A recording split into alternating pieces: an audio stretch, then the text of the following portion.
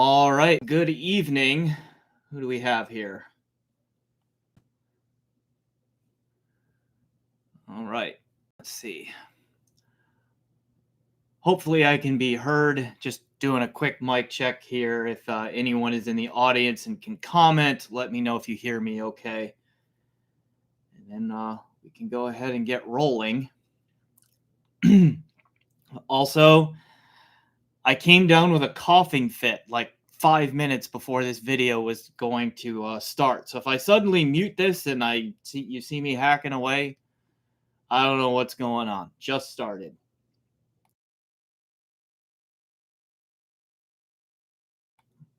Like that, for example. Sorry about that. All right, I see that we've got a couple of people on here. How we doing? Here to do a follow-up discussion on closed-back headphones versus IEMs, which was the topic of my most recent podcast episode that was done with Amos, aka Kurawong, as you guys know him, and with his wealth of experience, I thought we had a really fun conversation about closed back headphones versus IEMs. How you doing, Feliciano? Thanks for being here. I see there's a couple of new members out there with Alexander and let's see, is it Patrisor? Sorry if I pronounced that incorrectly, but thanks for becoming members. I appreciate that. To anyone who is not yet a channel member, please consider becoming one. You'll get fun benefits such as there's some exclusive content out there now, like I've done some unboxings and first impressions videos recently that anyone who is a member of any tier gets access to. And then there are membership tiers where you get to join my Patreon Discord and talk to me directly on a fairly regular basis. And then also there is an option to get all of my review videos early access as well. Hello, Ubdu. Thank you for being here as well. Hope you are doing well this evening. And again, since we have new audience coming on, like right before I went to go live, I started coughing a bunch. So every once in a while, I may have to mute my microphone and cough, like I'm feeling one coming on here. Just a moment, please.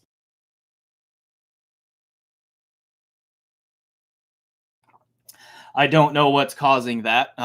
Literally just started. Okay.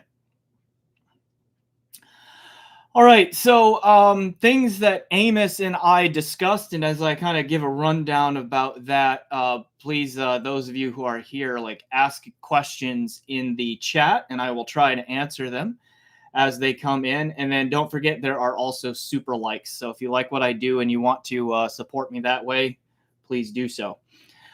All right, so the reason that I asked Amos to come on the podcast and talk to me about this topic of should you buy closed back headphones or should you buy IEMs is because, quite frankly, in recent years, IEMs have gotten really, really good.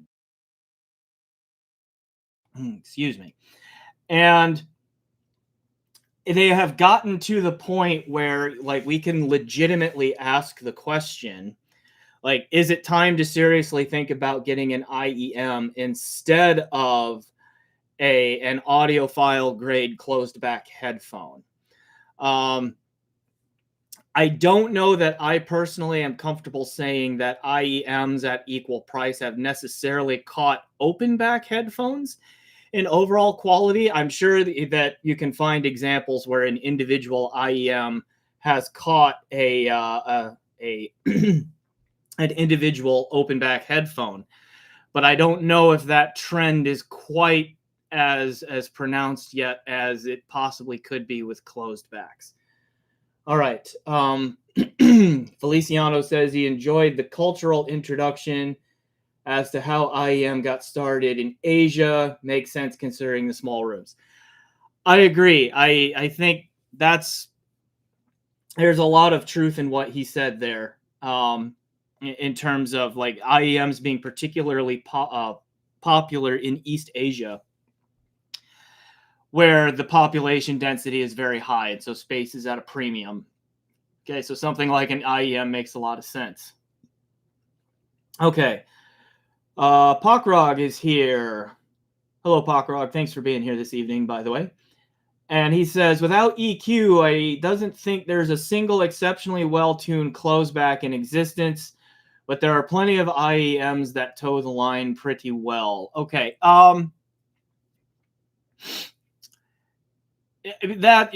I can see where you're coming from, and I think this is like a particular challenge with closeback headphones. And Amos and I talked about this a little bit in the episode as well. It's like making a closed back headphone must be hard, right? Like particularly tuning it and getting it to be a fairly even tuning has to be a real challenge, because they're just like the closed backs that have been on the market. And I think this is what Pokrog is referring to here. They have often had a quite peaky frequency response, where they have got some fairly pronounced peaks and dips, in the audible frequency range that you just, oftentimes they can be sharp and sibilant in the treble. You get those sharp S's and T's that can be piercing and or fatiguing. Okay, I have a lot of problems with a lot of closed backs, well, headphones in generally, but especially closed backs with their mid-range tunings. In that their mid-range frequency response can be a bit uneven. And so then like that shoutiness and honkiness that you hear me complain about a lot happens more often with closed back headphones than with either open back headphones or even IEMs there. So I see where Pokrog is coming from. I do think personally, this is just my ears here, I do think that there are some exceptions, like Vibes 1952 in the chat here. Hello, Vibes 1952. Thanks for being here. It says, what about Focal Radiance? And to me, that is a headphone that has a fairly even tonality to it, particularly through the mids and treble. I think its mids and treble are fairly smooth. Now, that headphone has a bass shelf to it. And like, so that's just going to be a matter of taste in there, where like just you've got to like a thick, heavy bass, because that's what the Radiance brings, right? And that's going to work for some, and it's not going to work for all. All right.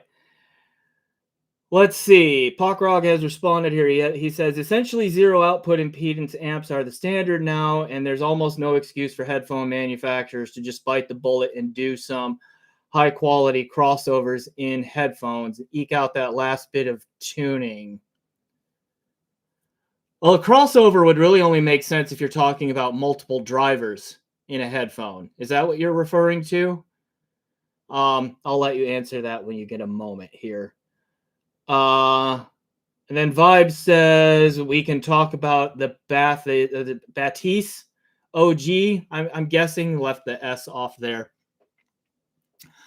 Yeah.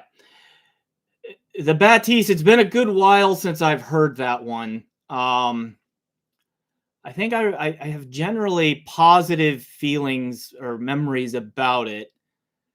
It's been too long since I've heard that one. I do remember that one was weird in that the stock USB cable, I think, gave it a mid-range dip, and then an aftermarket USB cable smoothed it out a whole lot.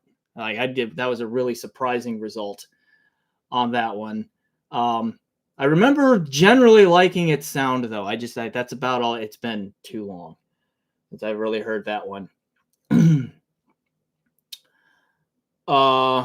Let's see.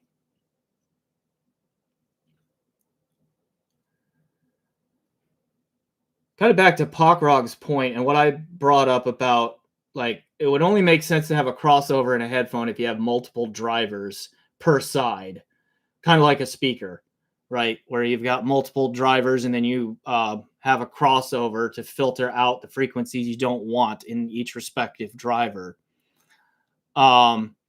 Skedra, I believe, is releasing a headphone soon that's got two drivers on each side. I don't know if it has a crossover in it or not. It might, but he's also like come up with some reflective system that supposedly makes the two drivers sound like they're coming from the same point source. All right, Pokrog is back. Let's see. He says, I was thinking just a passive tuned crossover. They can kind of pull it off on single driver with a multi-stage crossover to just attenuate specific bands. Okay, I think what confused me there is the term crossover. I think you're just talking about passive filtering. Dan Clark does this on a couple of his headphones. I want to say the more recent one. Why I am blanking on the name here. Oh yeah, the Noir X, right? And maybe it's the opener or the closeout. One of those two. Yeah, there you go. Yeah, the Stealth, the Expanse, the E3. Some of Dan's headphones, he has put passive filtering in them, which basically means is that he's intentionally given them a non-uniform impedance, right?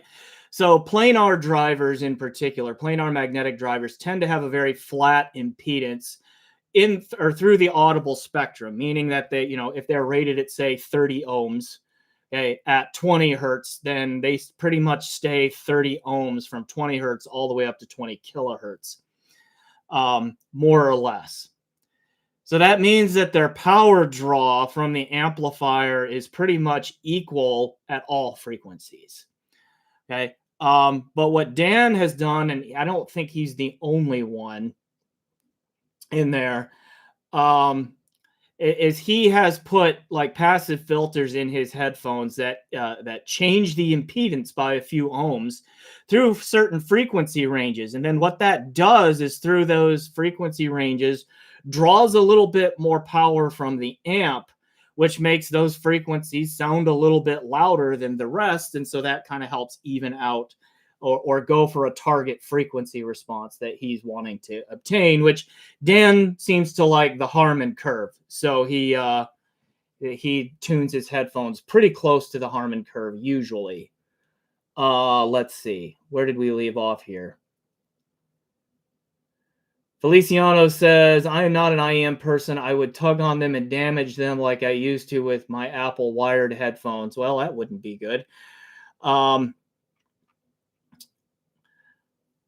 IEM wires, I mean, they are like when I take an IEM to the gym, I generally have to like snake it down through my shirt, the wire down through my shirt so I don't get caught on things and so forth. That helps. Let's see. Pokrog says, I don't know why, but a multi-stage passive filter just comes out as crossover in my brain. Oh, well, because a crossover is a multi-stage passive filter. It's just that it has multiple outputs, right? Like, you get an output for the woofer, an output for the tweeter, an output for the mid-range if you have one. Okay, those kinds of things. All right. Feliciano says, only IEM I own are AirPod Pro 2, now Gen 3 for convenience while having good sound quality. I actually have not tried AirPods. I should probably do that. I'm mostly an Android user, so I haven't used them, but I do have an iPad. I should try to figure that out. All right, let's see. Alex BPM2, hey Alex, thanks for being here this evening, says, I was really surprised by your Flux Mentor review. Was the clarity and soundstage really better than your V281? Yeah. Great meeting you at Can Jam LA, by the way. We'll be seeing you in Dallas. I will not make Dallas, sorry. Well, I'm sure it was nice to meet you in LA as well. I cannot remember everyone. I'm so sorry. Yeah, the Flux Mentors, I mean, we're getting off the closeback versus IEM topic here with that one, but I guess that's okay. The Flux Mentors are really good, even in particular when you use them in monoblock mode. And yes, they did stage bigger than even my V281 does, which already stages large, and so forth. So that was a surprising result. But, I mean, the V281 has also been around for a decade. At some point, things are going to catch up to it. And if you're talking about, low efficiency, harder driving planars, other amplifiers at that price range have surpassed it for sure. All right.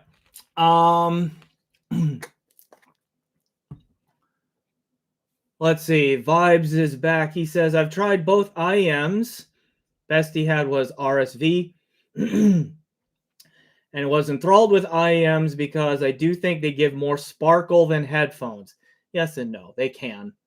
I have the Focal Utopia off of V550. It's a good combo. And Susvara 22 with a V550 as preamp to a Keysees 300 power amp. I still think the IEMs do sparkle better. I'm not exactly sure how you're defining sparkle. When I think of sparkle in audio, I think of like treble presence, like how bright it is, and that sort of thing. I can see where some IEMs definitely are brighter than a lot of headphones. Amos mentioned this in the podcast episode where he's like, there are a lot of IEMs that are going V-shaped. At least I do. Was it that one, or did I talk to someone else recently? I think it was in there where he talked about a lot of IEMs have gone kind of V-shaped, which elevates the treble range a little bit. So a V-shaped tuning means elevated bass and elevated treble above what most people would consider neutral. So that's probably one reason why they come up with a sparkle. Now, I have noticed, and this could just be my ears and all that, but to me, I have noticed a consistent tonal quality in IEMs where it's like you can almost tell beyond the fact that they're plugged into your ears. You can almost tell just by how the treble sounds that like you're listening to an IEM. There's just like this, I don't know if it's because like you've got sound waves echoing down a tube or something like that, but there's just a tonal quality that I just don't have any other way to describe as IEME to me. Now, not every single one. There are some IEMs that are, a little bit smoother and do that a little bit better than others, but that's just the way my ears have heard it there. I'm sure others will disagree, and that's fine. Okay. Where did we leave off here? Let's see. Boutros Ghali just ordered Kiwi Ears Septet. Cool. Hope you enjoy that. I've not heard that one, though. I did hear Kiwi Ears IEM. There's a review for it out. I'm blanking on the name of it now, but I remember it being a pretty decent sounding IEM. Let's see. Vibes also says the V550 and Susvaro were not the best combo. I agree. The V550 is a really good sounding amp. It's just a very nice amp. It doesn't give the Susvara the attitude that it needs and the dynamics and that sort of thing. Okay. Let's see.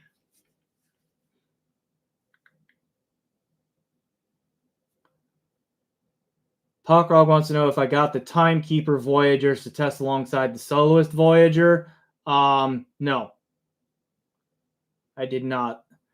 I do have the supercharger power supply, and they sent me a pair of V7 Classic blanking op amps. There we go.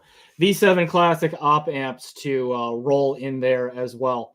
Right now, I have been listening to the Soloist Voyager in its like entry level configuration with the standard power supply and just their standard op amps in it, because that price, the price for that config, I think is about $3,500, and I'm working on doing like a big roundup video of headphone amps between $2,500 and $3,500 USD.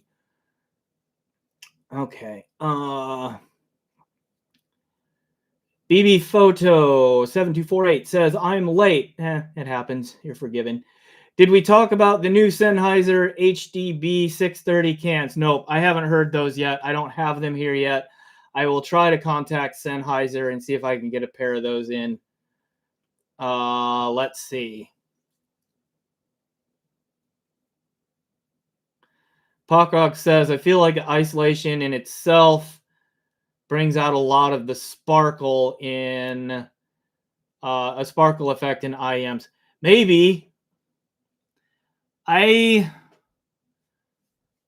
don't know why the seal would make them necessarily sound brighter. I'd have to think about that. All right. Vibe says, I think there is a psychoacoustics taking place here in your ear physically. Oh, with the IEM sound that you're talking about? Could very well be. Not everyone has done it, though. So if it was strictly related to having something in your ear, I would want to know what was going on with that. It still could be a psychoacoustic thing. I would just have to figure out what was different in the times that I didn't hear it that way. All right, Gil Reynard, first comment of the evening from them. Thanks for being here, Gil. Campfire Andromedas, the SS version, are brighter than every other cans I've tried. That could be. I've not heard those. Vibe says that might be because of small driver. That could be. Now we're having a discussion as to which IEM is the brightest. There's a vote for Final Audio A8000. Okay. There has to be something with psychoacoustic inside the ear with IEMs versus headphones. There very well could be. I don't know what it is. That would be a thing that could be studied if someone was interested in studying it. Oh, let's see. BB Photo is back and says, took me a long time to find right ear tips and tuning, but I'm still loving my old AKG N5005 UIEMs. I don't know if the U is supposed to be there or not. But I'm not a huge IEM guy, so there's that. Yeah. I mean, in the podcast episode, I talked about that too, where I'm just not a generally huge fan of IEMs in there. I admit that they can sound wonderful and they can offer an incredible sonic value for the price quite often. They just, like, in terms of just fussing with the fit and the comfort, it is really oftentimes not worth it to me. Let's see. Oopdoo says, any chance of an optical Rendu review soon? The thing seems a little strange. What's strange about it? That it's optical? Anyway. Hopefully. It's not high in the queue, but eventually I do expect I'll be able to review the optical Rendu that I got recently. Let's see. Feliciano says, probably has to do with the trouble not have...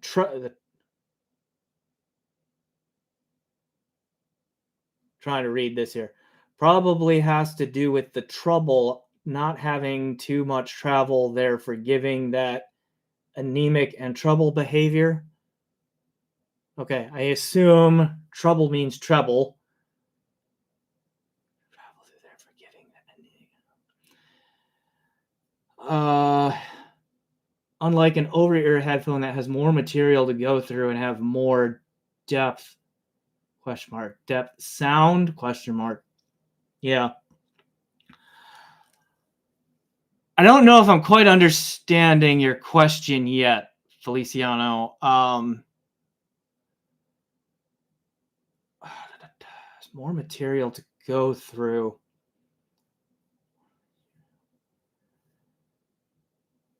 Okay. I might understand it. IEMs have less volume of air to move between themselves and your eardrum. Like, you put them down in your ear and you just have the volume of air that exists between the drivers and your eardrum, which is not that much, okay, for them to deal with. That's maybe one thing that you're talking about there.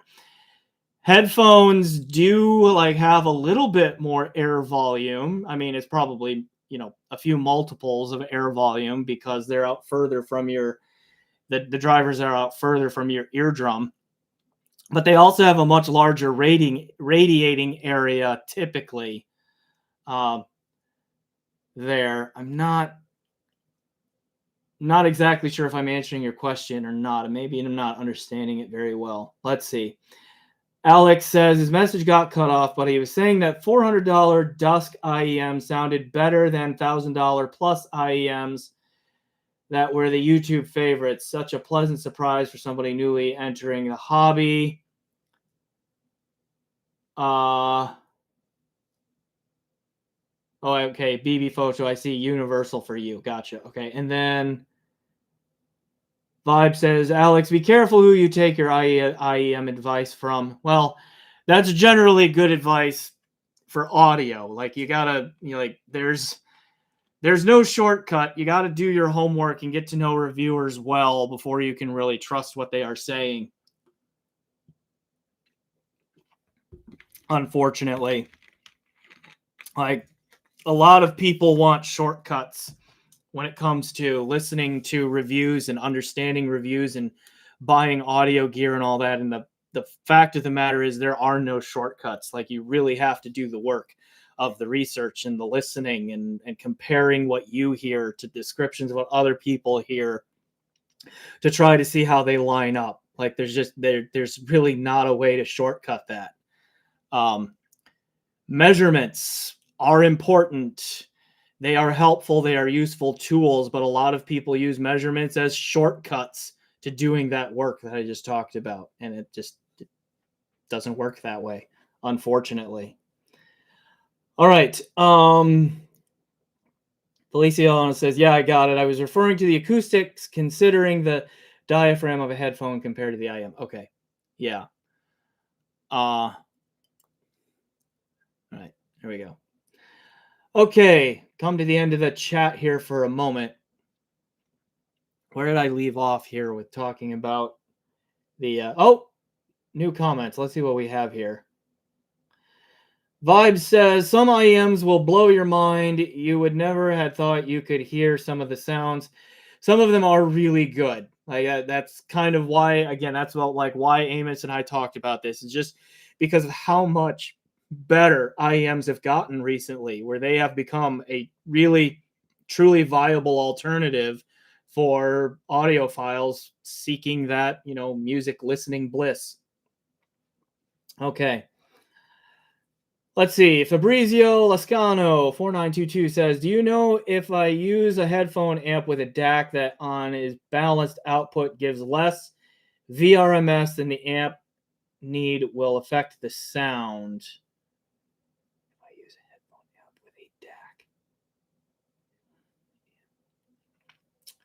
DAC. Okay. Now I get what you're saying. What Fabrizio is asking is, will there be a sonic effect if a DAC output is lower than what an amp needs at its input? Okay. And he clarifies down later because I think that amps are meant to be used with 5-volt on input. Okay.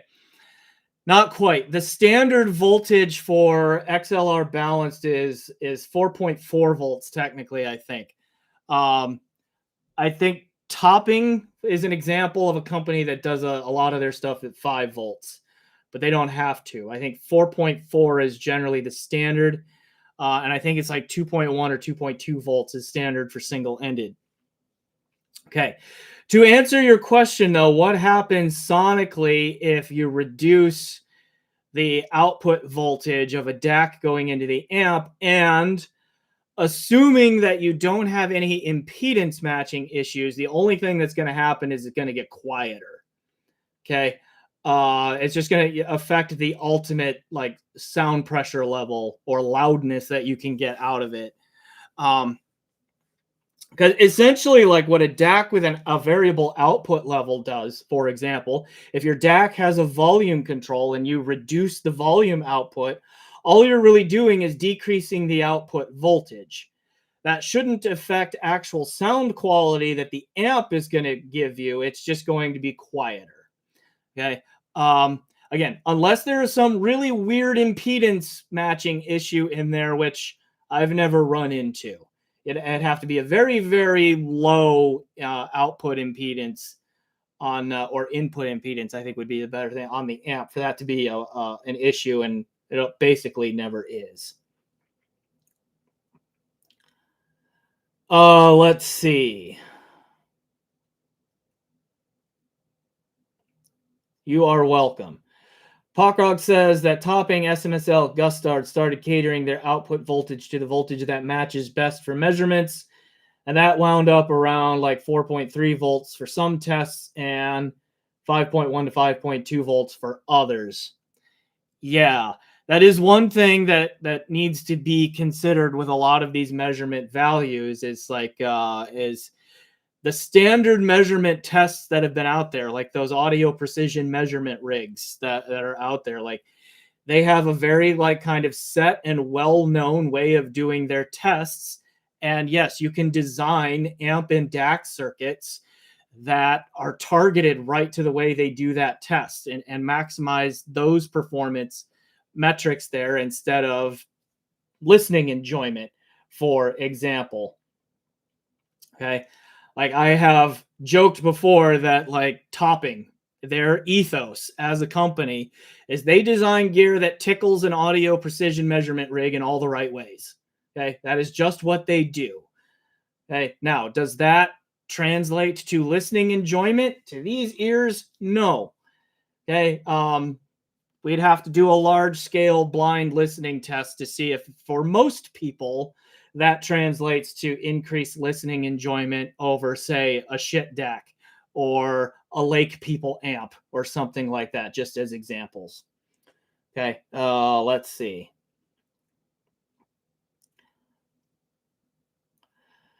Gil Raynard says, Wave Theory explained to me like I'm 5 why Class A amps seem fuller to me than Class AB ones with similar output power. Confession, I am not an expert on those different amplifier topologies. That's it. Class A versus Class AB versus, those other things there. So I am not going to have a super great answer for you on that one. I use my ears more just to tell me which one that I like. I got to tell you also, generally speaking, piece of gear topography. Am I using the right word there? Topology. That's the right word. Okay. Very rarely is the first thing that I look at or care about. Like with an amp, I don't necessarily care if it's Class A or Class AB. Okay. As examples, I first care about what it sounds like. After I've heard what it sounds like, then I will start worrying about whether it's Class A, Class AB, okay, or if it's some kind of op amp based amplifier or anything like that. With DACs, personally, I don't really care whether it's Delta Sigma or it's R2R, or if it is Delta Sigma, if it uses an ESS chip or an AKM chip or a Cirrus Logic chip or even multiple Cirrus Logic chips or what have you. I don't really care if the output stage is transistor based or if it's op amp based or if it's tube based. I want to hear how it sounds first. Then I will go back and after I've heard that, like then I'll look and see what is like how did they do it. And yes, to some loose extent, there are trends of AKM based DACs being just a little bit smoother than ESS based DACs, or R2Rs having larger soundstage than a Delta Sigma DAC or something like that. There are general but very loose trends and correlations there. There are also multiple counterexamples from any type, which is why I always listen first. That is not an answer to Gil's question, but that's the best I can give you right now. Sorry. Oh, let's see. Feliciano comes back and says, I'm curious, do IEMs sound scale much with better gear? Yeah, good ones do. You can definitely tell with a good IEM if you're listening to it through a better amp or DAC, just like you can with a headphone or a speaker. Definitely.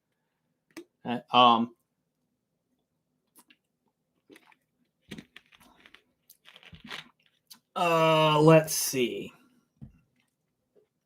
Vibes is back and says the V550 could not drive Susvara properly, no bass or balls. Okay, fair enough. That was like I had a similar complaint. I thought the bass presence was there mostly, but it didn't have the impact. Okay, the dynamics or the oomph to it there, and it's like the Susvara has a reputation for not being a very dynamic or slammy headphone, but it can be. Like that thing can batter your eardrums aggressively if you have it on the right kind of amp for it. Like this is a funny story because the Audma Maestro HPA1, really, I mean, super expensive DAC amp I reviewed back in April, I think it was. I reviewed that one. Anyway, I saw the owner of Audma and the designer of the Maestro HPA1 at Can Jam again in September. After having met him for the first time in Can Jam in New York in February, where we got connected and he had his American distributor send me a Maestro for review. And that Maestro really does turn the Susvara into a head slammer. Like it will rattle your brain on that amplifier. So in September at Can Jam, I asked Cesar, like, how did you do it? Like, how did you turn the Susvara into a head slammer? And he basically just kind of smirked at me and said, have 230 milliamps of current available. I was like, oh, okay. So it just comes back down to power in the end, okay, with that headphone anyway. Okay. Let's see. Picking up where we left off, Feliciano says, I see many use portable DAC amps a lot with IEMs, which makes sense on the go. Agreed. Okay. And as I understood what Amos was saying in the video, that like in a lot of the East Asian countries where IEMs are so popular, is that their main listening gear is like a DAP, a little digital audio player, and an IEM. Makes sense for space saving reasons, and then they can also take it on the go when they want to. Okay, there. So let's see. Where are we leaving off there? Paul Gross is back again. Hey, Paul, thanks for being here again. He says, jumping in a little late, so this might have been asked, but with both IEMs and closebacks being similar in your decision tree, would you consider bringing in comparison of each when you do reviews? When appropriate. I started doing that. What was the one that I did recently? I compared an IEM and oh yeah, it was the Fozzy Audio IM4, right? That their new like $99 IEM. And I did a comparison between that and the FIO FT1 closed-back headphone in there. So yes, Paul, when appropriate and when I think there's reason to do so, I will start doing more of those kinds of comparisons. BB Photo says, name just one track that you use to evaluate any piece of equipment that tells you just about everything you need to know. No, can't. I don't think there is one track that tells me everything that I need to know. Maybe there is that track out there, but I have not heard that unicorn yet. Let's see. Did I see the new Singer SA2? I have not seen a unit in person yet, but I definitely saw the launch announcement. APOS asked me to post said announcement, and I did. And they seemed to imply heavily that they'll be sending me one at some point. That's going to depend on availability and all of that, of course. All right, Vibes is back. He says, I then put the V5, I assume V550, on the Keysys 300, and damn, it's the amperage 4500, the capacitors. The Susvaras have beef that I was looking for. Okay, yeah, well, we're back to power again.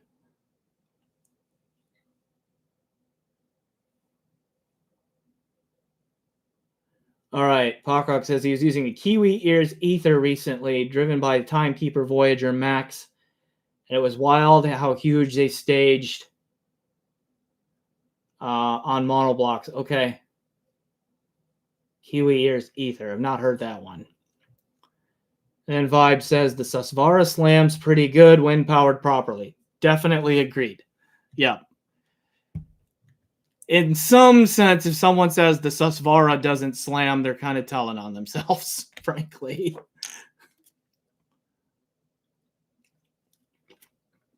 Big planar in ear is what the Aether is, I assume. Okay, that makes sense.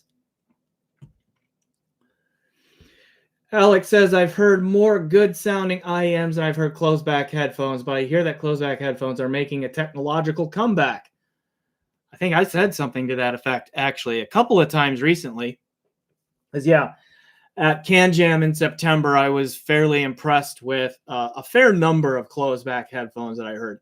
I've not had a chance to get them in for review yet, but I've got contacts that when I'm a little bit more ready to take them on, like you see how much of a mess my room is behind me and all that. I have gear coming out my ears for review. Okay, even though they should be on or in my ears. So when I get a chance to like start pulling those threads, I definitely will.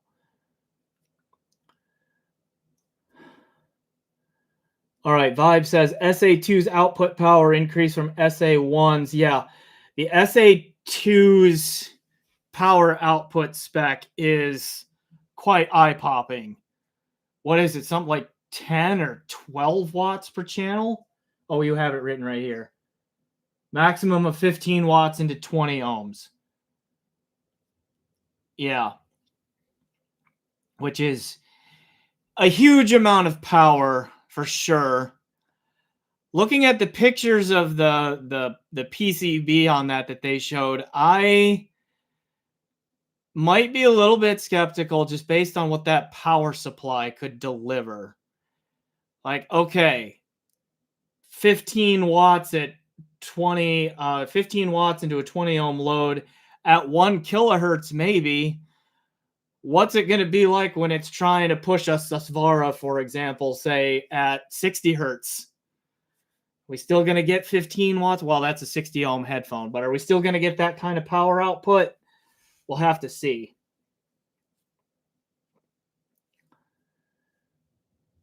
That will drive Susvara, but it didn't have the SA1, it had no headroom. Okay, yeah. Now it will have headroom. Yeah. The biggest thing I remember about the SA1 was that it was just mediocre. Like, I remember there was such a hype train about it, and then I got it in, and I was just like, eh. Like, it was better than a topping, but something like, I think I compared it at the time to, like, the Lake People G111 Mark II, the Shitliar Plus, I think were the two that I had in there that were, like, close in price, and it just could not keep up with those two sonically.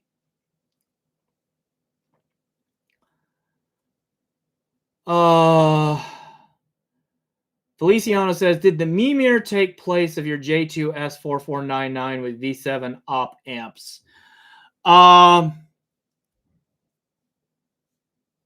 Did it take the place of? I would say no. But also, just recently, I have not had a whole lot of cause to listen to either of those as a reference, because I've just had other things where it made sense to use other gear. Also, I had in for a long time the Live Harmony Micro DAC. Wang Fai over at Live let me keep that for a good long while, actually, but I just recently had to send it on to the next reviewer, unfortunately. But I used that one a lot because it was pretty good. Let's see. Paul Gross wants to know, with all the review listening you do you get much time to listen for enjoyment? Really good question. Not as much as I used to, definitely. There still are occasions where I will just sit back and listen to my own stuff that I know is good and that I know that I like, just to flush something, like mentally flush something. Like if I really didn't like something and I knew that I just needed an attitudinal reset before I could listen to the next thing fairly, I'll make sure that I I get my lampy DAC into my LTA amp, or some combination like that. Grab my Susvara or Susvara Unveiled or Utopia, or something that I know that I like, and just have a night where I flush things and can come at it again fresh the next day. I don't have to do that very often.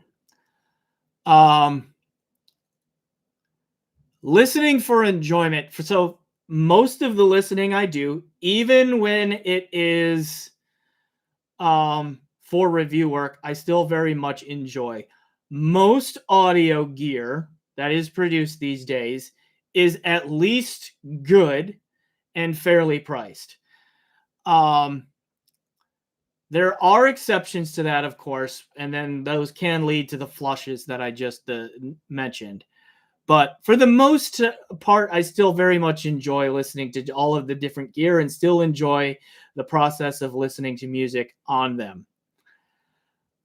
A consequence of doing this reviewing work that I have noticed, particularly because I have earned the trust of people who make high-end gear, and they will send me high-end stuff, is like my ears have kind of gotten spoiled. So one thing that I don't do very often that I used to do a lot is like listen to music in the car. A car stereo system and all of that just can't cut it. Okay. And it's like, ugh, to the point where it starts to ruin the enjoyment for me in a setting like that. And so when I'm on the go in a situation like that, I have just started listening to more podcasts. Okay. Instead, that sort of thing in my off time. Okay. Let's see. Alex says, DAPs are extremely compelling to me. Have you heard any DAPs that really impressed you that you would consider as a reference? Yeah, I've heard a few good ones.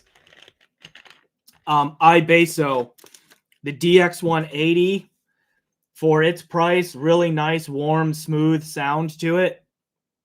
Good detail on that one, good dynamics. Their DX260 is a little bit more neutral in its sound. It's got a little bit more amp power to it. It's a little bit more detailed and resolving yet, but I like the sound of that a lot too. The FIO M21 on the cheaper end. What is that one? $320, $350, somewhere in that range. That one is, I have found myself reaching for it fairly often too. And the thing that impresses me the most about it is its output power.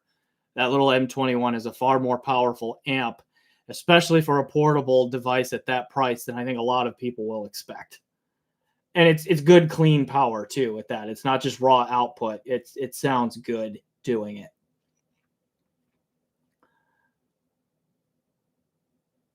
Let's see.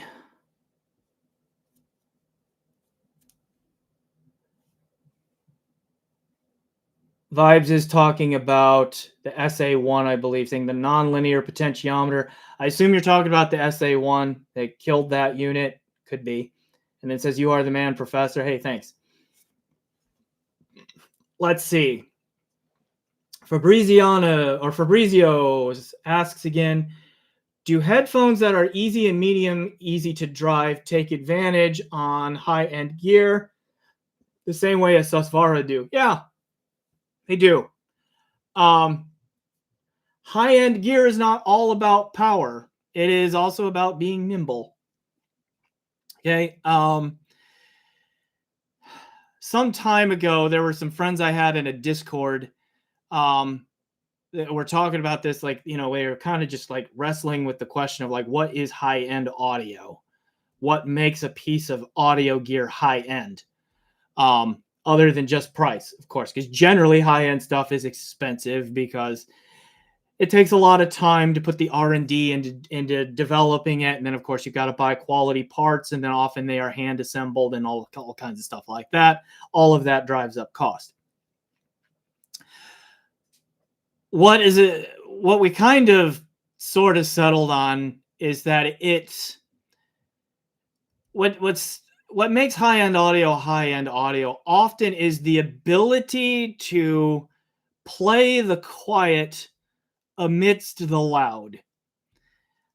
And what that means is like a real world music signal, okay, that's recorded, where you've got combinations of instruments of multiple type, vocalists of maybe multiple number, and different frequency ranges they excel at anyway, just real world music stuff.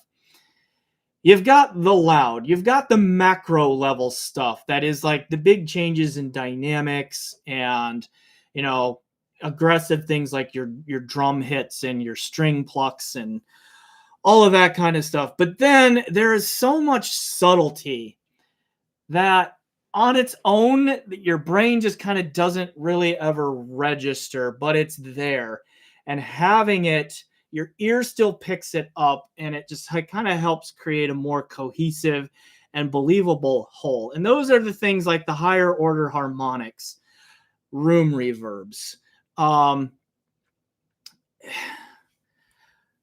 kinds of softer sounds. And then there are other like very subtle things in there that if like you're talking about a live recording of like a symphony or anything like that, like you get a lot of spatial cues that are often like, just kind of low level, higher order harmonic information and subtle pitch changes that happen between like microphones that are different distances away, and time delays that happen there and all that. Lots of really subtle little things exist in real music signals. And what high-end audio does is it pulls that subtle stuff out better and better as you get higher and higher quality.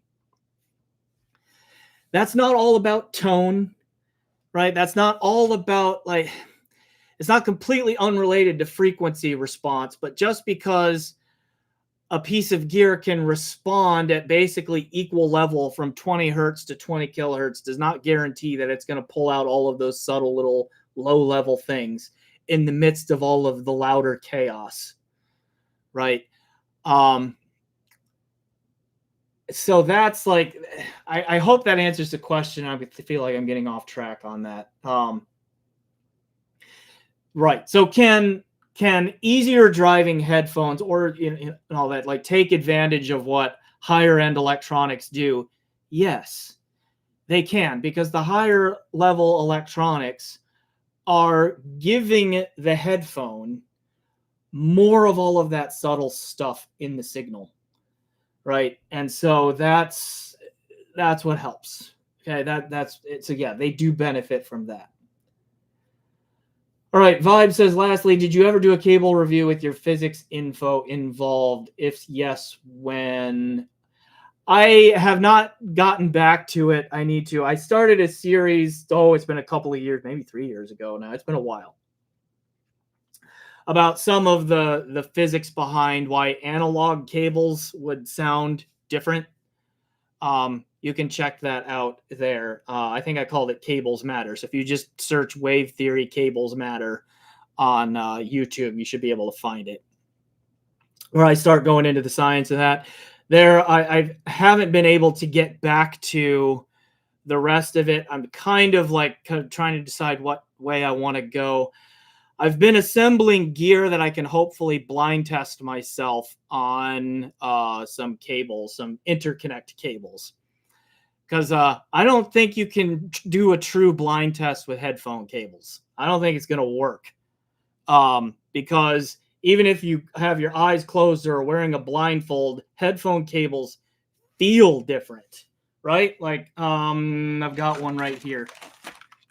This one came in for review recently. This is an Effect Audio Code. It's either 23 or 24 Mark II. I reviewed the Mark I of their Code series a while ago. And like that was, this is the Mark II. So they wanted me to do that review. So there's that. And then I have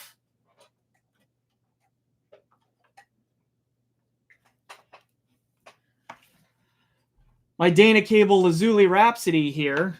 And it's like, so even if I'm blindfolded, and I plug this into a headphone and put that headphone on my head, and then I plug this into a headphone and put that headphone on my head, is that going to feel the same? Like, no. This one is heavier. They both have like different stiffnesses and like just generally different feels to them. I don't know that a blind headphone cable test is possible. It'd be very, very difficult to set that up. So I think we've got to do it in interconnects, and there's ways like you can hide interconnects from the viewer and all of that kind of stuff. And so I'm trying to assemble the gear where I can do all of that, but then of course I also have to have the time to do all of that and so forth. So yeah, it's complicated. I hope to get back to it though. All right, where did we leave off?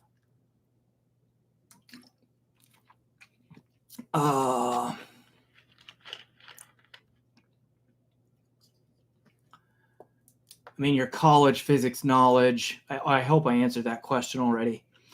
Care to share what podcasts that you listen to? I'm curious your other hobbies. Some of them I will not name because, like, I also, for fun, unfortunately, do like to follow politics, and that gets nasty. So I'm not going to mention those.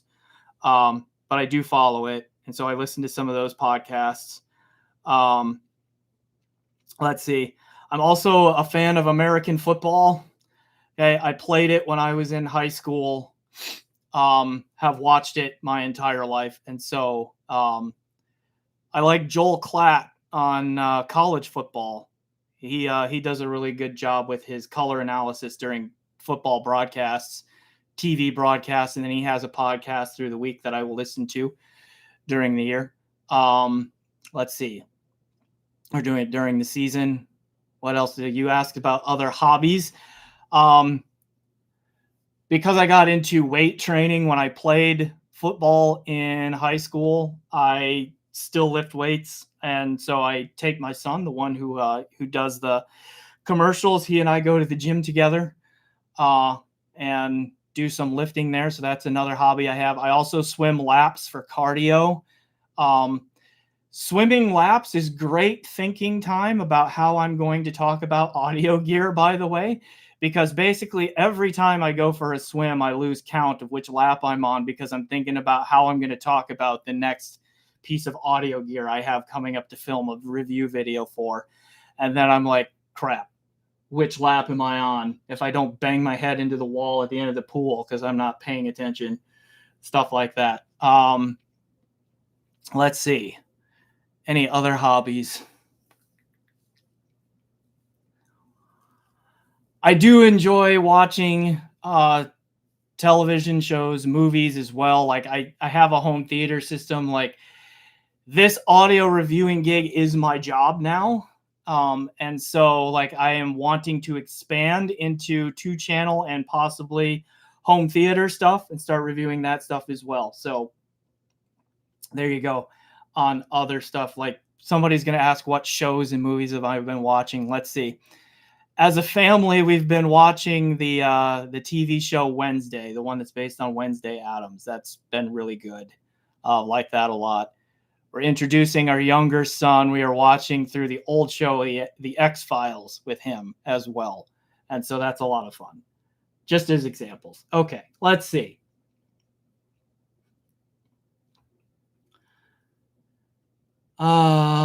Where did we leave off?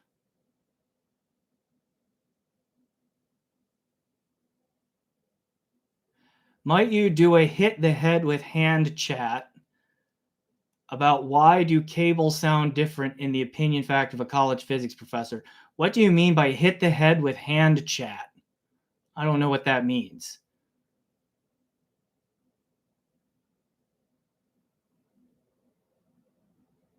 Oh, let's see. BB Photo says maybe you haven't heard a really good aftermarket multi-channel DSP car audio system. That's true. My car audio system I've not put a lot of money into. That's where my sound money goes for the most part. Let's see. Where are we going here? Let's see.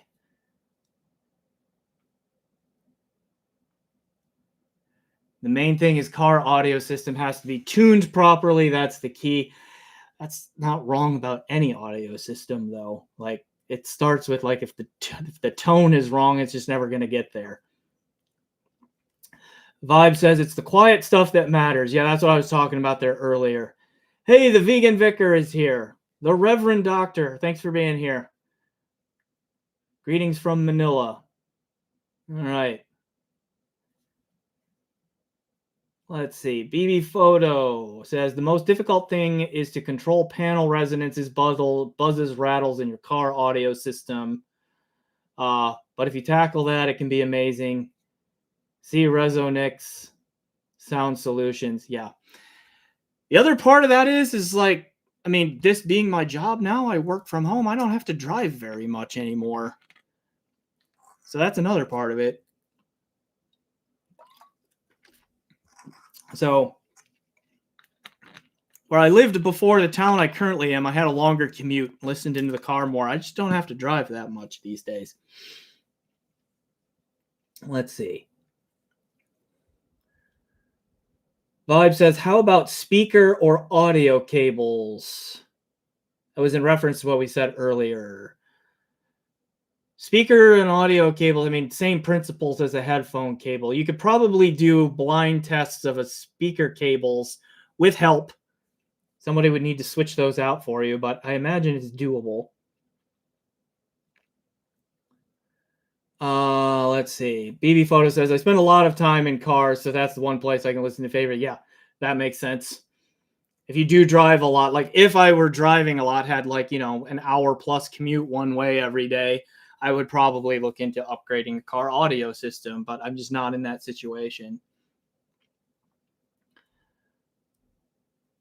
Let's see. It would kill to have the option to change the cable on my Shangs. Yeah, eStat cables usually aren't detachable. Like the Stax SRX 9000 is the only one I have seen, I think, that has a detachable cable. And I don't know if there are aftermarket cables for that. All right, let's see.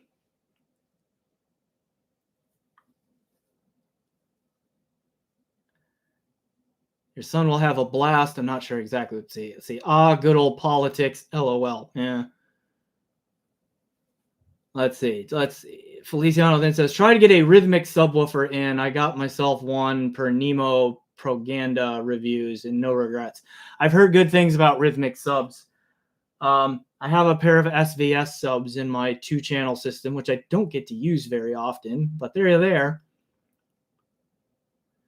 Let's see. Pockrock says, I will never in my life ever again own a subwoofer that isn't a servo sub. It's like going from having no sub to having a sub all over again. Interesting.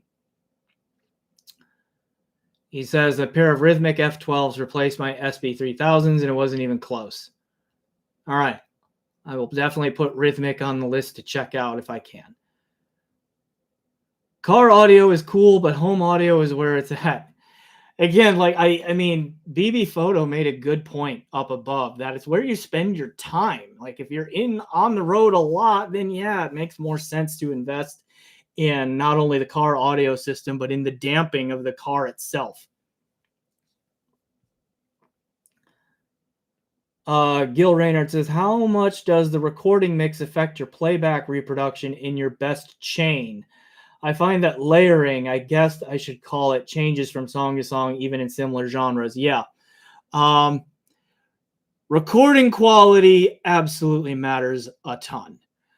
Part of the reason, like, just goes back to what we talked about earlier, is that good recordings will have more of that soft, low-level, subtle stuff in there at the appropriate level to the rest of it that that you need for it to sound realistic and natural and so forth. Some of that can be squelched if the mixer doesn't know what he's doing. Some of it can be, or he or she, if the mixer doesn't know what they're doing. Or if there is too much compression in the mastering process, you will lose a lot of that stuff. And yeah, there is a lot of really great music out there that I love that just sounds terrible. One track that consistently comes to mind is the song Shadows of the Night by Pat Benatar. I love that song. I love her vocal performance in that song. but oh, it is so terribly recorded. It is awful. And so that's one of those where it's like almost hilariously, it's become a car song. Like I can handle it in the car, but on my nice gear, it just sounds so sharp and sibilant and piercing in the way it's recorded. But then there are other Pat Benatar songs that sound fine. Okay, so I don't know what happened there. So I mean, I have observed the same thing, Gil. And no, it doesn't really depend on genre so much. With the exception of there are some musical genres that are just kind of meant to sound bad. If you're into the heavier stuff like black metal, for example, always sounds bad. And it's because they do it on purpose, right? But not all heavy metal genres are that way. That one just is. Okay, just as an example. Okay, let's see.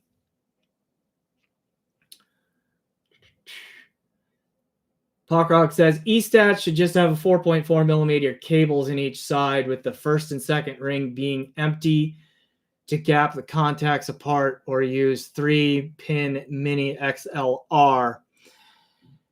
Maybe the high bias voltage on E-Stats is the bigger challenge there. And I know that you're getting at that with you're talking about like using the ring spacing on a Pentagon connector and that sort of thing. Like I get where you're coming from there.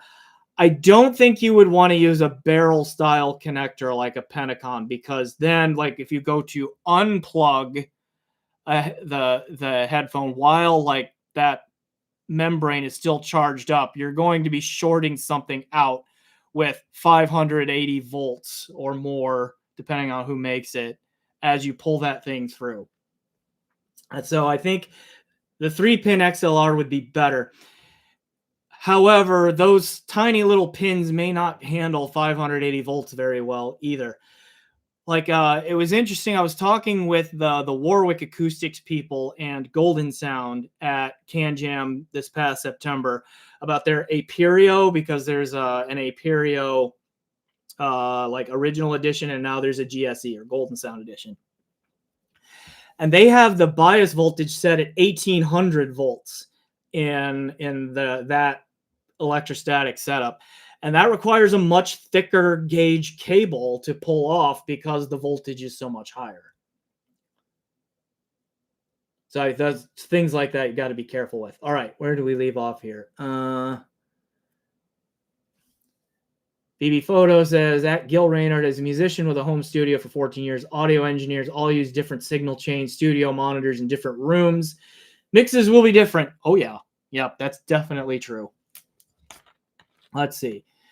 Ubdu says he replaced older SVS SB2000 sub with KEF KC62 and was pissed because he didn't do it for years. He'd do it years earlier. Hugely better for music. Interesting. Well, as I get more into 2-channel, I'll have to explore more of these different subwoofer options. Let's see. Let's see. Feliciano says, this may be a good podcast episode, but where do you see HeadFi going? Streamers are getting better and better for us 2-channel listeners. Yeah, this is an episode that I want to do. And I've got a couple of different ideas for guests on who to ask about this. But yes, the future of HeadFi, the future of hi-fi generally, like where is the audio market at large going? And that sort of thing, you know, like what are the trends that are going to happen in there? Like I'm interested in that as well. Let's see. So yes, I would like to do a podcast episode on that. Okay. Where are we here?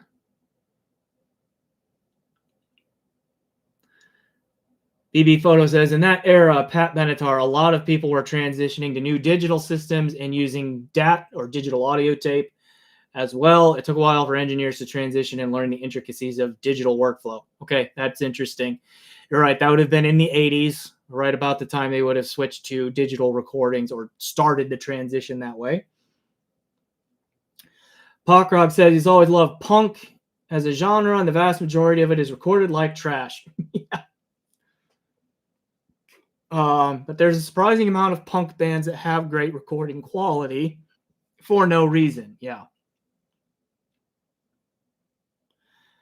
Let's see. Nirvana, Smashing Pumpkins, etc. doesn't have the best recordings, but sure enjoy it compared to other stuff that's high res. Yep. Sometimes some remasters can clean a lot of that up too. Then there are surprising ones out there, like Alice in Chains. That Dirt album is actually pretty well recorded. Like the song Down in a Hole sounds wonderful. Okay. So forth. Let's see. I think it depends on one's age too. I'm 73. A commenter saying they're 73. I'm not 73. Okay.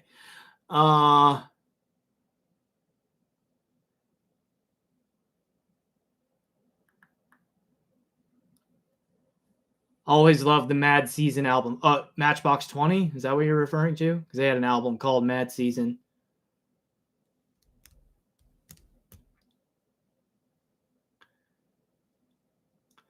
The age thing, I think, matters particularly like with treble response in there. Oh, Mad Season. Okay. Back, probably a punk thing there. Okay, gotcha.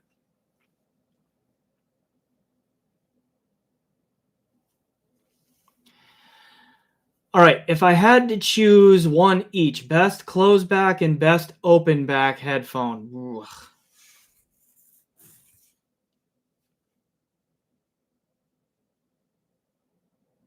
$13K at age 73 is not bad. Yeah, good job there, Vibes. Let's see. It's been a while since I've tested my upper limit of hearing. I think last time I checked it, it's been a few years now. I guess like 17K, somewhere in there.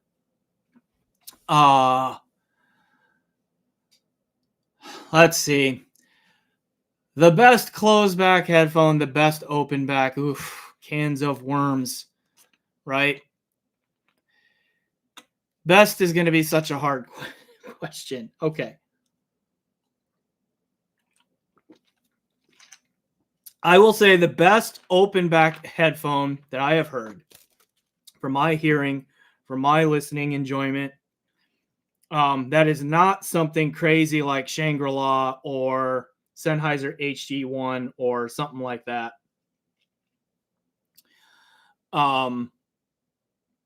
Is the Susvara Unveiled.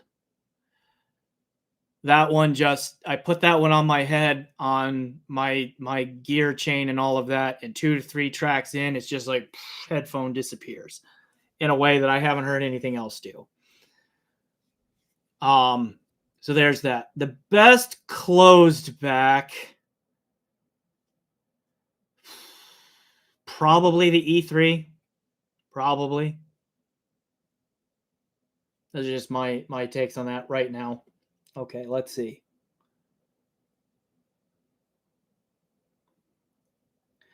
Should reviewers get ear tests every year and post the results?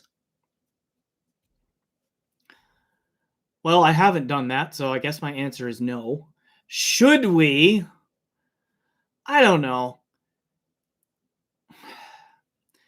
I don't think that hearing is entirely about just frequency response. Like, what frequencies can your ears pick out? I think it's more pattern recognition than it is raw frequency sensitivity.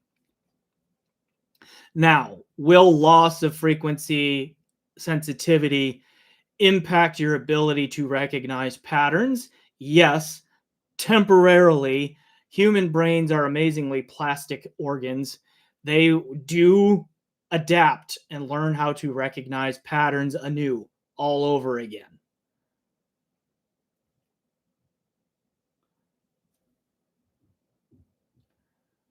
Let's see. BB Photo says, Desert Island, take one. I don't need a desert island. Oh, you're asking about which headphone to take. Don't take an open back headphone to a desert island. You'll get a bunch of sand in it. Take a closed back. All right, let's see. It was a partial supergroup around for one album. Made up Alice in Chains. Let's see. Okay, you're talking about Mad Season. Grunge in a super Alice in Chains vein. Okay. Thanks, mate. Good pick, Simo. You're welcome. Let's see. Vibe says, come on, if you can't hear past 12K, you can't hear above 12K. Yes. I don't think I was arguing that you could. I'm a little bit confused by that. All right. Slowing down a little bit here. Hey, Clackbait, thanks for being here. How can you review?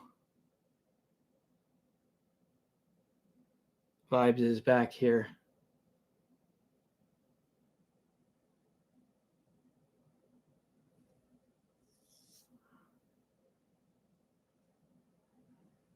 How can you review things if you can't hear above a certain frequency?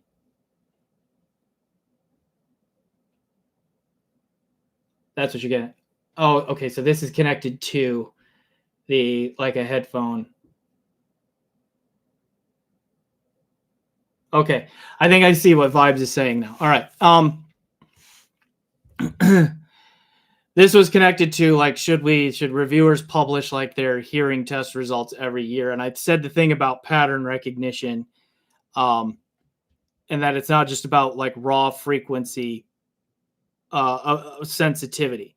I do want to be clear on that, and I think I see the confusion in the way that I stated it here. It's like, no, I'm not saying that if you can't hear above 12K as the number you point out there, that you can suddenly hear stuff that happens above 12K. Okay, that's not what I'm saying. What I am saying is that a lot of the subtle stuff that is in music, like, still happens below 12K, just as the number that you picked there. Like, a lot of the subtlety lives, like most music, it really hangs out below 6 to 8 kilohertz, right? Maybe even 5. And then it's the higher order harmonic stuff that keeps going up and up and up in frequency there. So, like, I agree with you. If you can't hear past 12 kilohertz, you can't hear past 12 kilohertz. But more like what's more important as far as the reviewer is concerned, I think, is like, can you hear all of the subtleties through the heart of the frequencies where music lives? And that's where I think pattern recognition ability is more important than just raw frequency response signal sensitivity or frequency sensitivity. I hope that makes more sense.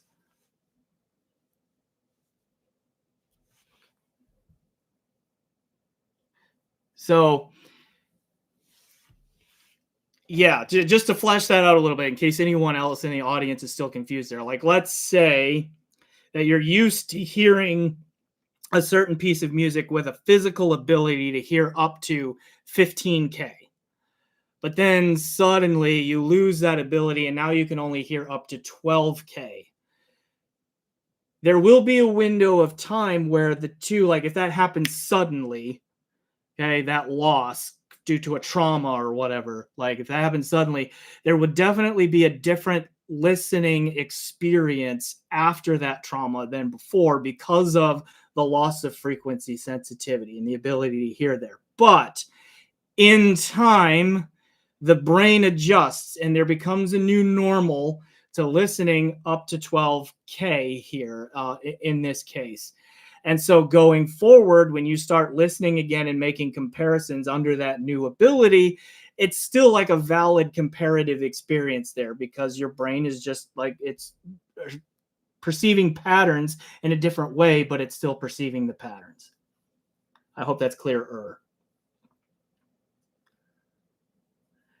Hearing loss is also gradual, though, in the natural sense. If there's not some sharp or traumatic incident like that, what I'm talking about there, then it happens gradually as well. Okay. Have I ever heard the stacks SRO, the 002 or 003 in your E-stats? I have not be cool to get an audiologist on an episode. Yep. Agreed. Let's see. Most of us are in, BB Photo says, most of us are in the same boat if you're over 30 in regards to hearing capabilities limits. So most of us audiophiles are comparing apples to apples. Yeah, sometimes there. Okay, good vibes. I'm glad we're on the same page there. Get your ears cleaned annually. I'll say at least. Actually, I had my annual physical not long ago, and I asked the doctor, how clear do my ears look? Clean do they look? And she was like, there's hardly anything in there. And one of the reasons, because I mentioned earlier, I go swimming a lot. So I basically every other week I go swimming. Then I mentioned I have narrow ear canal. So I always make sure that I like put rubbing alcohol down my ears after swimming to make sure all the water gets dried out so I don't get swimmer's ear. But then what I've also started doing is using like that Debrox. It's called Debrox. It's basically just a high concentration of hydrogen peroxide. About every other week, I let each ear soak for about 10 minutes with that stuff and then just gently flush it with warm water after the fact and then chase that with the rubbing alcohol to dry it out pretty well. And that keeps them very clean to the point where my doctor was like, yeah, you got hardly anything in there. So there we go. I do keep my ears fairly clean.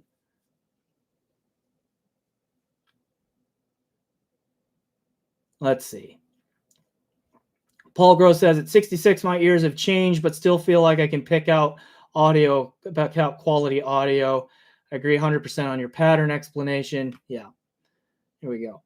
And then Feliciano says, a viewer can easily buy a piece of gear that a reviewer has done a review on and see if things line up to your taste with such reviewers and others. Yep, that comes back to what I was talking about earlier, that, yeah, if you can, try to find common points of reference. That takes work, though. BB Photo says, same. I've been surfing my whole life. Surfer's ear, swimmer's ear. Yeah. The easiest way to prevent swimmer's ears, just make sure your ears get fully dried out after swimming. And a good way to do that is to just let each ear soak with rubbing alcohol for about a minute after you swim. Dump that out, and then that usually helps me.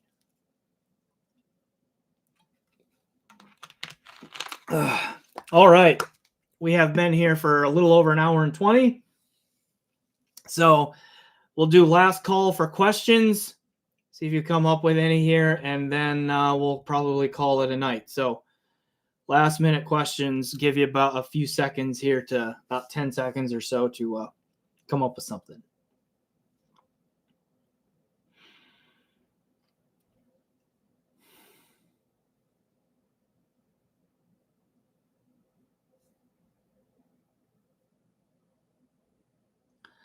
Am I still teaching? No, I unfortunately got laid off from my college job this past spring, but that has given me the opportunity to do this full time now.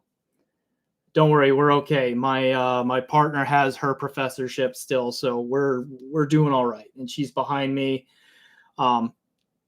Just said, yeah, give that audio thing a go full time. See it for a while, see what we can make of it. So that's what I'm doing. Sorry to hear that. I appreciate that, but as I said, the blessing in disguise is that I get to do this and like focus on it and really try to build it into something. Fingers crossed. Is LCD4 still worth buying? I don't know. I haven't heard that one, so I really cannot say. You have a lot of us keep growing. Well, thank you, Vibes. I do plan to keep growing as able. And that's like one of the reasons I've started the podcast is I saw that as a growth opportunity because there are not very many like audio oriented podcasts. I know it's an audio platform, but podcasts where the content is about audio, not very many of those. And so I thought I would try to fill the space and see if that can help my efforts grow. So I'm creating the podcast that I would want to listen to, I hope. But then the downside is that I don't get to listen to it. I'm the one creating it. So that's going. And then I also hope to expand into 2-channel and home theater reviews as well. Like, not to leave headphones behind, because that's clearly been my bread and butter. But to use that as growth opportunities as well. And also I just really like listening to music in different ways, and watching movies and that stuff too. So it's all good stuff. All right, any more questions? Oh, by the way, Vibes, I'm going to argue that this job, this audio thing, is also a lot of teaching.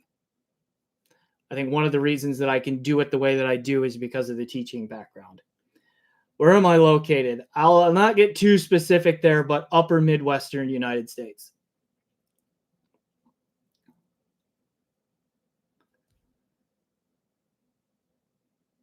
In a part of the world where they put their groceries in bags and they slay dragons and fly flags, which is probably a giveaway about what the dialect is like up in this part of the world.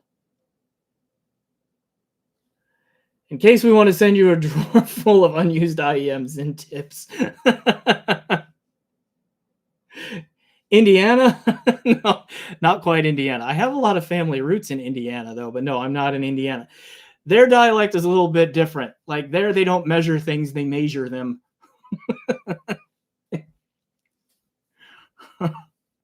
Just as one example. Oh, all right. I think the questions are kind of slowing down there. Oh, except Tom just got here. Okay. Good luck to your new endeavors. Happy to see a lot of father-son bonding time. Yeah. Nice chat. Yes, I agree. Nice chat. Gil Raynard says, favorite headphones for watching movies. The headphone I've liked best for movies is not necessarily the best headphone out there for music listening. Still a very good one for music listening. The HE1000 version 4, or it's known as the HE1000 Stealth Magnet Edition. That one, because it's mid-range, has a little bit more recess than some of the others. It kind of helps, like, me not pick up on that shoutiness or honkiness that I come up with, because a lot of spoken dialogue on headphones to me just can kind of have this tonal sound quality to it because of my mid-range hearing and all that. But that headphone did a better job with, like, just making dialogue sound clearer and that more natural on that. Plus it rumbled a lot, which is good for movies. Okay.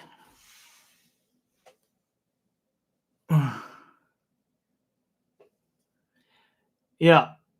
All right. I see Tom just got here. Sorry, Tom, but I'm getting tired. I'm probably going to have to sign off. All right. Thanks, everyone, for being here. Thanks for all the really great questions. Thanks for all the support. So, yeah, if you haven't, please like, subscribe, comment, all of those kinds of things. Please consider becoming a channel member, all of that good stuff. All right. BB Photo says, thanks, mate. Good live stream. Going for late dinner, wood-fired pizza and IP. Oh, goodness. That sounds amazing. All right. Later, everyone. Enjoy the music.